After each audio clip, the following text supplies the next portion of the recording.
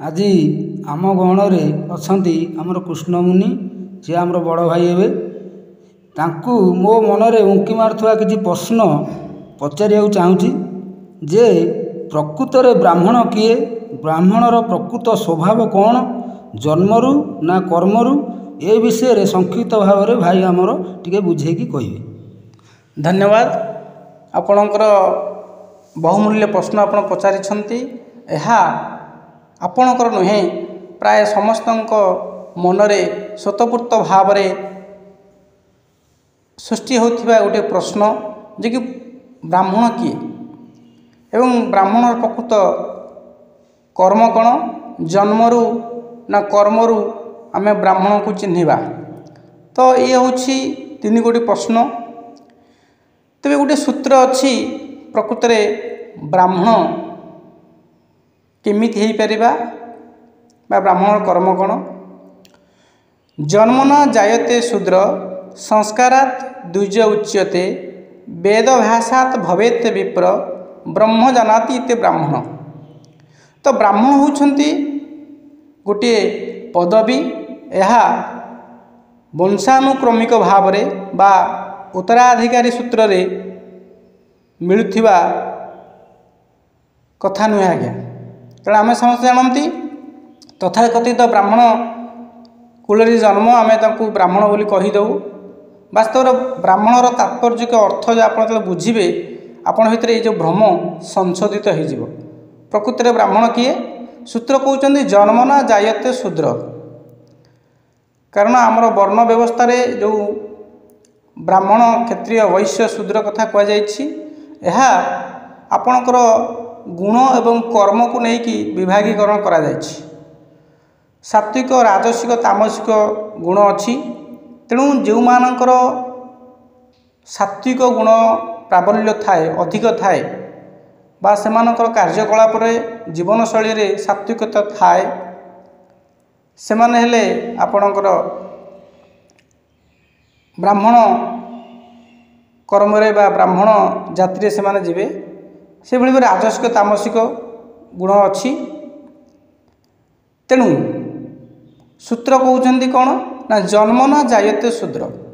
ଯେଉଁମାନେ ଜନ୍ମ ନେବେ, ସମସ୍ତେ ତ ଯୋନି ଜନ୍ମ ନା, ସମସ୍ତେ ମାତୃଗର୍ଭରୁ ଜନ୍ମ ନେଇଛନ୍ତି। ଜନ୍ମନା ଜାୟତେ ଶୂଦ୍ର, ଜନ୍ମ ହେବା ମାତ୍ରେ ସମସ୍ତେ ଶୂଦ୍ର ନାମରେ କଥିତ ହୁଅନ୍ତି। ଶୂଦ୍ର ଅର୍ଥ, ଏହାର ସରଳ ଅର୍ଥ ଆପଣ ଜାଣନ୍ତୁ, ସ୍ୱରେ ଦରିଦ୍ର, ଅର୍ଥାତ୍ ସ୍ୱଜ୍ଞାନ ଯାହାର ନାହିଁ।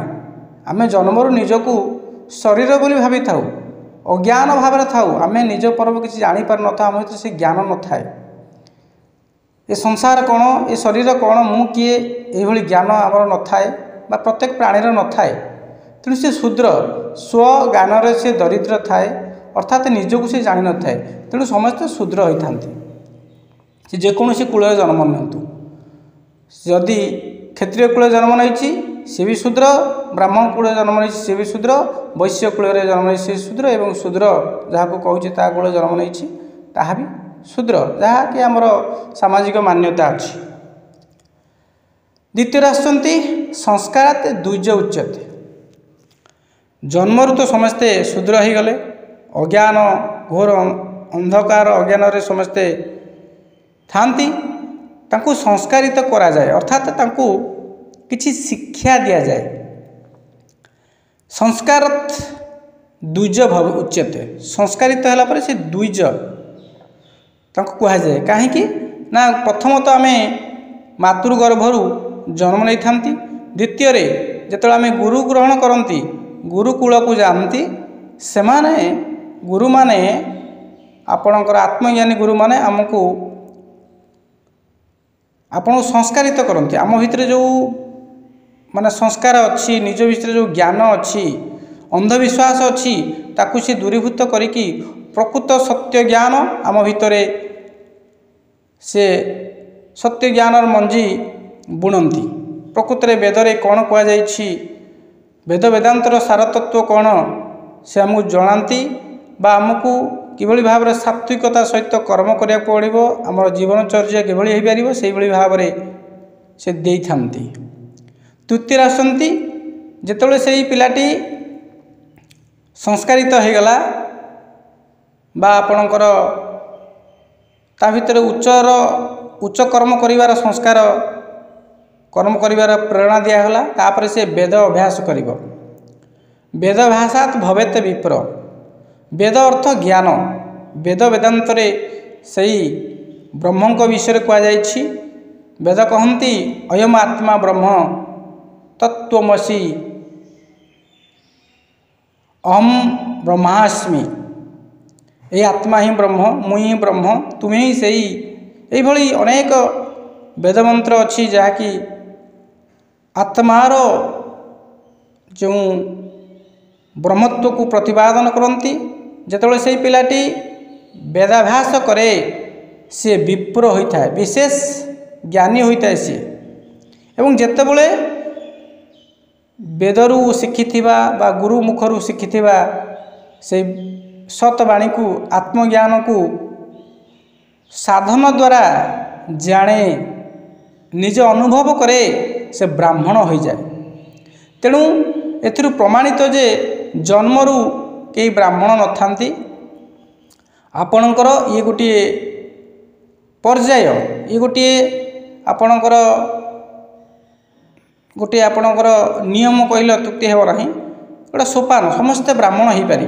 जो भाव में राजनीति बा आपणकर सामाजिक क्षेत्र में पोस्ट अच्छी जड़े पाठ पढ़ी कलेक्टर हो पारुछि, से जेकोसी जातिर कलेक्टर हो पार। कि आम यदि भाविबा जी थरे कलेक्टर होइछि ता पुओ कलेक्टर हेबो, तार सात पुरुष कलेक्टर हेबो, ये मिथ्या कथा।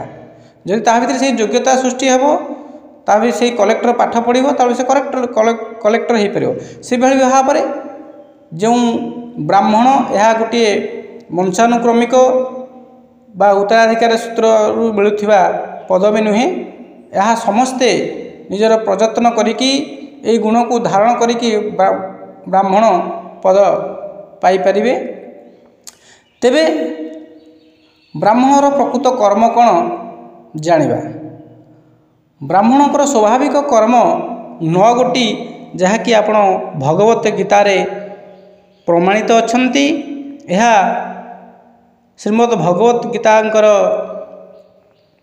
18 अध्यायर 42 नंबर श्लोक रे वर्णना होइछि जे कि ब्राह्मणकर स्वाभाविक कर्म कौन। समू दमस्तप शौचम क्षान्तिरार्जवमेव च ज्ञानम विज्ञानम आस्तिक्यम ब्रह्म कर्म स्वभावजम। तेणु जड़े ब्राह्मणर स्वाभाविक कर्म कौन हम यही 9 गोटी हूँ तार स्वभाव जात कर्म। सम दम तप शौच क्षांति आर्जवम आस्तिकम ज्ञान और विज्ञान। स्वभाव कौन ना जन्म जन्मांतर करि आसिथिबा कर्म मानकर संस्कार को स्वभाव कहुए। तेणु तेबे आसीबा यही गुण मानकर प्रकृत अर्थ कौन जानिबा। प्रथम आसुंती सम। सम क्या कहती ना अंतकरण को निज बसरे रखी ताकू विक्षेप रहित और शांत करदेवा तथा सांसारिक विषयमानकर चिंतन त्याग करदेवार नाम सम। द्वितीय आसुंती दम। समस्त इंद्रिय बस करनेबा तथा बस करा जाइथिबा इंद्रिय मानकु बाह्य विषय मानकरू दूरेई आनी परमात्मा प्राप्ति रूपक साधन लगाई देबा बा निजर स्वरूप चिंतन करिबा अंतर्मुखी हवाकू कार्य को दम कहती। एवं तृतीय आसुंती तप। तप साधन अर्थ ये जोग साधन रे विशेष भाव में जोग साधन को बुझे दिज्व। जोग साधन करेंगे तप साधन करेंगे। एवं चतुर्थ आसुंती आपण शौच।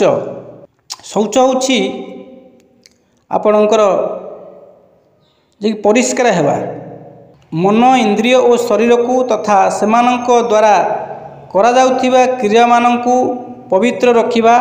से सबु भितरे कौनसी प्रकार अशुद्धि प्रवेश कराई नदेवा ही शौच अटे। एवं तापर आसुंदी आपण क्षांति। ଅନ୍ୟମାନଙ୍କର ଅପରାଧ କ୍ଷମା କରିଦେବା ନାମ ହିଁ କ୍ଷାନ୍ତି। ତାପରେ ଆସୁଛନ୍ତି ଆପଣଙ୍କର ଆର୍ଜବମ୍, ମନ, ଇନ୍ଦ୍ରିୟ ଓ ଶରୀରକୁ ସରଳ ରଖିବା, ଅର୍ଥାତ୍ ମନରେ କୌଣସି ପ୍ରକାର ଦୁରାଗ୍ରହ ଓ ଅହମିକା ନ ରଖିବା। ମନର ପ୍ରକୃତ ଭାବ ହିଁ ଇନ୍ଦ୍ରିୟମାନଙ୍କ ଦ୍ୱାରା ପ୍ରକଟ କରିବା।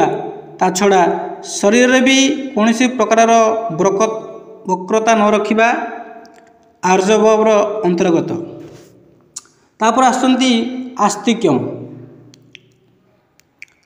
ବେଦ, ଶାସ୍ତ୍ର, ଈଶ୍ୱର, ପରଲୋକ ଏସବୁର ଅସ୍ତିତ୍ୱରେ ପୂର୍ଣ୍ଣ ବିଶ୍ୱାସ ରଖି ବେଦଶାସ୍ତ୍ର ଓ ମହାତ୍ମାମାନଙ୍କର ବଚନ ଯଥାର୍ଥ ବୋଲି ମାନିବା, ଏ ହେଉଛନ୍ତି ଆସ୍ତିକ୍ୟମ୍।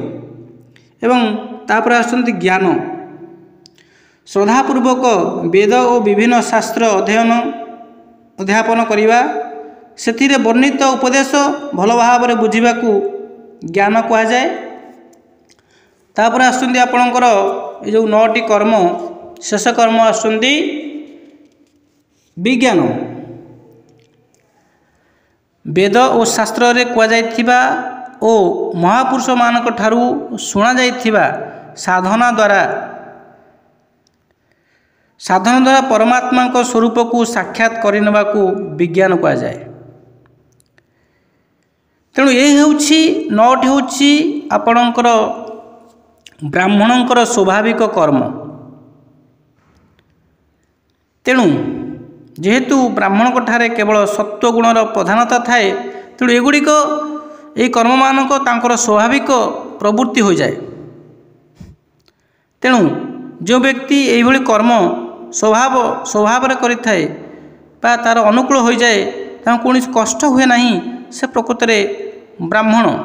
ତେଣୁ ଅନ୍ୟମାନେ ଯଦି ଏହି କର୍ମ ପ୍ରତି ଆକୃଷ୍ଟ ହେବେ, ସେମାନଙ୍କୁ ପ୍ରଯତ୍ନ କରିବାକୁ ପଡ଼ିବ, ସେମାନଙ୍କୁ ସାଧନା କରିବାକୁ ପଡ଼ିବ। ତେଣୁ ଆପଣମାନେ ଜାଣିସାରିଥିବେ ଯେ କି ପ୍ରକୃତରେ ବ୍ରାହ୍ମଣ କିଏ, ବ୍ରାହ୍ମଣର କର୍ମ କ'ଣ। କିନ୍ତୁ ତଥାକଥିତ ଯାହାକୁ ଆମେ ବ୍ରାହ୍ମଣ କହୁଛନ୍ତି, ବର୍ତ୍ତମାନ ଯେଉଁମାନେ ଜଡ଼ମୂର୍ତ୍ତି ପୂଜା କରୁଛନ୍ତି ସେମାନଙ୍କୁ ଆମେ ବ୍ରାହ୍ମଣ କହୁଛନ୍ତି। କିନ୍ତୁ ଏହି 9 ଗୋଟି କର୍ମରେ ମୂର୍ତ୍ତି ପୂଜା ନାହିଁ, ଯାହାକି ଆପଣ ଭଗବତ ଗୀତାରେ ବର୍ଣ୍ଣିତ ଅଛନ୍ତି।